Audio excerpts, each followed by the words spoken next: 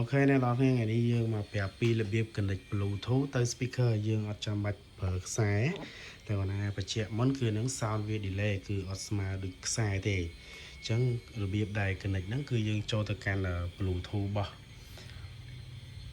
แล็ปท็อปบ่เยอะมายังเนี่ยเนาะนี่มันเลยนี่บ่ซั่นสิอัดมินเลยตั้งแต่ยังโจทย์ setting แล้วก็บาง setting มาបន្ទាប់មកឃើញពាក្យតែ Bluetooth នៅកន្លែងនេះហេចឹងយើងចុចបាច់មួយមកបន្ទាប់មកបងប្អូនរកឈ្មោះ Bluetooth នៅក្នុង laptop របស់បងឈ្មោះ Bluetooth speaker របស់អ្នកនរគ្នាបន្ទាប់មកអ្នកនរគ្នាឃើញឈ្មោះ speaker អ្នកនរគ្នាយើងចុច connect វាឲ្យជាប់ណាហើយពេលដែលយើង connect វាជាប់ចេញមកអញ្ចឹងហើយយើងខ្វែងវាចោលទៅយើងទៅកាន់កម្មវិធីសារតរបស់យើងមកនេះណាអរគ្នា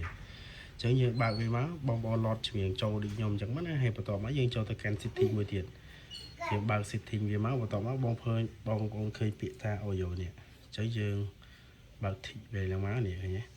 ចុចវាឡើងមកបន្ទាប់មកឃើញពាក្យ use laptop speaker បងចូលបងគាត់ចុច tick បើក tick វាទៅតែប៉ុណ្ណឹងបានហើយយើងចុចបិទវិញមកចុចបិទ setting វិញមកវាមកតំពណ៌ដើមវិញហើយអញ្ចឹងមកបងយើងគ្រាន់តែចុច play ទៅអញ្ចឹងវាលឿននេះអូខេលឿនតែណា sound វា delay វាអត់ដូចមុននេះអត់ដូចប្រើខ្សែណា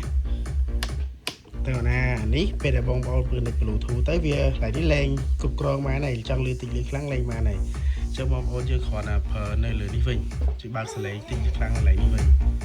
ប៉ុណ្្នឹងហើយបងប្អូនអញ្ចឹងវីដេអូ